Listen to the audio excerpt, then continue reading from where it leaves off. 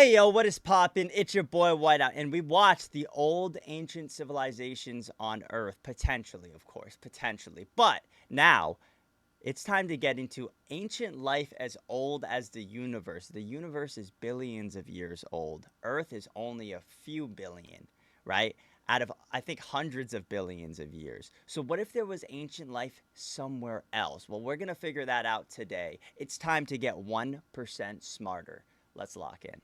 Life has existed on one planet for about 4 billion years, as far as we know. 4 But billion, wow. it might have started right after the Big Bang, when the universe was much stranger and more fantastic than today. A universe that might have allowed life to develop absolutely anywhere. The cosmos might be full of the seeds of life, sleeping in a dead desert, waiting for a few drops of rain to explosively bloom and grow. Tiny and not so tiny aliens might be everywhere. In this video, we're going to put together two highly speculative yet scientifically grounded possibilities. Check out the scientific papers in our sources. To properly explain it, let's first look at the paradox of life on Earth. The life paradox. For its first few 100 million years, Earth was a magma hell, constantly bombarded by asteroids. But basically, the second things calmed down and the first oceans formed, life just appeared, and zillions of microbes settled every nook and cranny they found. This is kind of strange. Life on Earth seems to be almost as old as the planet itself, as if it was waiting around for an opportunity.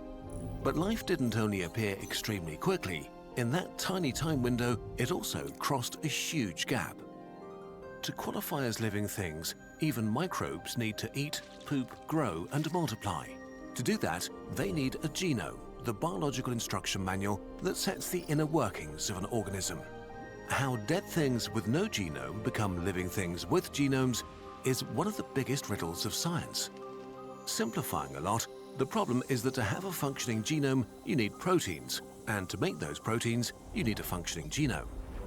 I saw something recently online that said that they potentially found life on Mars, and it would be like super small, like I don't know if it was bacteria or something, but they found something, it's like a leopard rock, and they're thinking that these little prints on the rock are actually like a life form, which would be crazy because that would mean that there's life on another planet. Both proteins and genomes are super long molecules made of pretty complex blocks that are extremely difficult to assemble by chance. It's a chicken-egg paradox with several chickens and eggs. Once you have a finished cell, the whole system works efficiently. But starting from simple dead stuff and reaching that level of sophistication by pure chance should require an amazing amount of time for trial and error. So how did the first living things manage to cross that gap in just a few 100 million years? Most theories about the origin of life try to explain that gap by theorizing how some primitive soup of prebiotic molecules could have efficiently produced the first self-replicating entities. But we still don't know how exactly this would have worked. Maybe we need to think backwards. The clock of evolution. Think of genomes as a book telling the history of life. As time passed and life evolved, more characters were introduced. Amoeba, fish, amphibians, dinosaurs, and mammals. Over billions of years, the story of life got more and more complex. A genome can be viewed as a long string of letters with biological instructions. And from microbes to us today, functional genomes seem to have been increasing in size at a fairly constant rate. The functional genome of fish is more than twice that of worms. Our functional genome is about twice bigger than that of fish, and so on. It is a bit more complicated, but for now, let's run with this. When we put all these clues together, it seems that genomes have been doubling in size on average every 350 million years or so, as if evolution had been following an exponential inner clock. But it gets even stranger.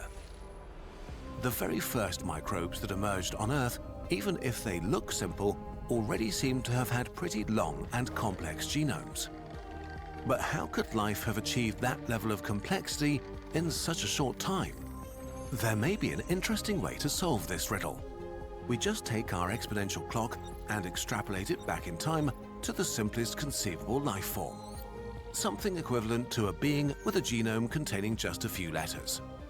But if we do that, we end up 10 billion years in the past. Oh, wow, 10 more than billion? twice the age of Earth, which means if life actually evolved like this, it didn't start here, but somewhere out there in space. I mean, if you think about it, from another video we watched where they were talking about like bacteria and such that's in the earth right now that can pretty much live forever because it can de-age itself and break itself off. I mean, if they can live in the harshest conditions down below Earth, right? Then when you think about it, they could probably live on stars. They could probably live on other planets. That's why when I sit there and I say, like, there's most likely life on other planets, it might not be like people like us walking around, or it might not be like aliens like how you see in movies walking around. It could just be that bacteria, but that bacteria is still I guess you could say the start of life. It could evolutionize into something like us. So with that being said, then could potentially in 10 million years they could have a whole civilization like us? Probably. I mean, probably. It's one of those things where it depends on how small you're starting life at, right? Because bacteria is considered a life form. So if bacteria is considered a life form, then I think that there's most likely going to be life on another planet. And a lot of people say that through stars is how we got bacteria and stuff. Which, if that is the case, if they can live on stars and stuff, and that's how kind of we got all that. I don't know if it's true, but that would be a good potential for a lot of other planets and stuff getting potentially hit by stars and all that kind of stuff. This would explain why life started to thrive so quickly on our young planet. If it was already present in space like a seed, it just needed water and warm temperatures to wake up and go on evolving. And it would also explain the high degree of sophistication of the first life forms on Earth. They could have been complex already because they might have been evolving for billions of years somewhere else in the universe. But could life really be that old? Maybe, yes. Actually, life could have started shortly after the universe itself was born. A Goldilocks baby universe. At its most basic level, life needs two things: the right chemical elements to form complex molecules, and a liquid medium, like water, in which those molecules can move and interact. The liquid medium needs to stay warm enough to remain, well, liquid. So when we search for life in space, we focus on Earth-like planets at just the right distance from their star, warm enough to sustain liquid water. But there was actually a time when almost all of the universe might have been habitable. Right after the Big Bang, the universe was extremely hot. But as the cosmos expanded, it cooled.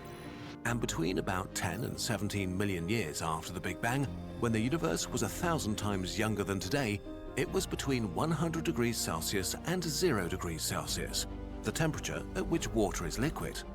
So for this window of time, more than 13.7 billion years ago, the whole universe, absolutely every inch of it, had the right temperature to support life. Of course, the right temperature alone is not enough for life. We also need chemical elements like carbon and oxygen, which are forged in the cores of stars.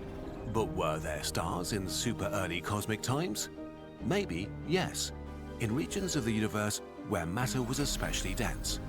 Such stars would have been very massive and gone supernova in just 3 million years, seeding the baby universe with the chemical elements needed to form dust, asteroids, planets, and the ingredients of life.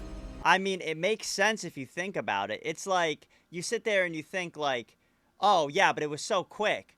But like, let's say it took 10 million years for the universe to expand even a little bit. Well, it already expanded. It's already been expanded. So now it's expanded another 10 million years. So there could have been a whole civilization for that 10 million years that either potentially died out because then the weather changed and it got too cold, like the temperature wise, and then the planet died off. But maybe they got too advanced at that point and they could end up sustaining it. Maybe they could make their own star or something. It is a very interesting kind of thing because it's so old that you never know. Maybe the first ancestors of life were more exotic and didn't even need water, but thrived in substances like ammonia or ethane that can stay liquid at temperatures far below 0 degrees Celsius. They could have been sustained by the lingering warmth of the Big Bang for tens of millions of years longer, well into a time when we know for sure there were stars and all the chemical elements. The real magic of this idea is that while the universe today is extremely deadly and hostile, back then the conditions for life might have been basically everywhere. For a period that may have lasted several dozen million years, primordial life might have been able to emerge on any rock, even between the stars, sowing the universe with the seeds of what, billions of years later, would become bacteria, trilobites, dinosaurs, and finally us. At some point, the universe cooled down below the right temperature for life to thrive, but some of those ancestral life forms may have continued to exist in the internal warmth of the first planets, frozen in asteroids or hibernating in cosmic dust. Tiny seeds roaming the cosmos, waiting for new hospitable places to continue evolving. If they did, life now might be everywhere in the universe. Will we ever know? All this makes for a nice story. And while both the habitability of the baby universe and our exponential clock of life are reasonable ideas, they're still speculative. One more possibility among many others trying to explain our existence today. But if life came to Earth from outer space, then it should have seeded other places in the solar system too. Maybe there are fossils in dry riverbeds on Mars. Maybe we'll soon find life in the warm underground oceans of Enceladus or Europa. Titan has seas, rivers, and lakes of ethane and methane as warm as the universe when it was 90 million years old. So finding exotic life on Titan would support the idea that life could have originated in the weird baby universe. So far, when we look out into the cosmos, we don't see anyone like us. But maybe that's because life needed 10 billion years or more to reach the level of complexity that allows for a technological species. Maybe there are millions of worlds filled with microbes, oceans full of exotic fish, and continents of bizarre animals. And maybe even others like us that just recently gained consciousness and are beginning to look at the sky, wondering if they're alone.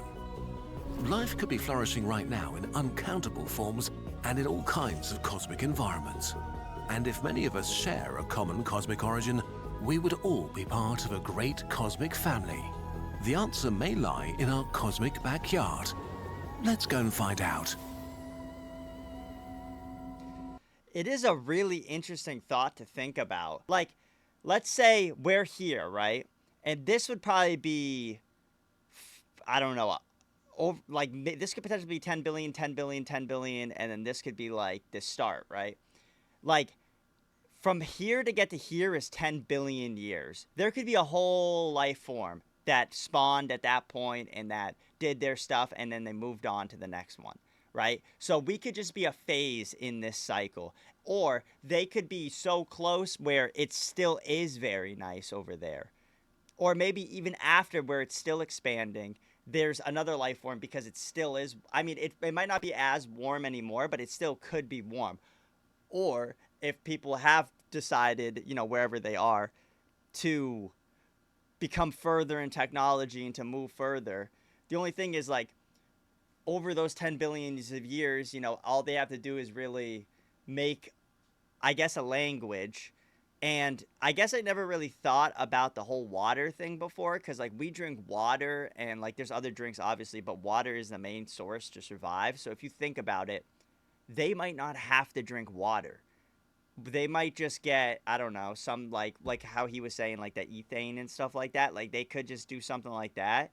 It is very interesting to even think about that, too, because there's going to be, like, different ways of nutrition. They might, what if, like, a whole continent, or not continent, but a whole, like, universe or a whole solar system doesn't even have to eat. They don't have a stomach. They don't have, like, any sort of digestive tract, and they just live.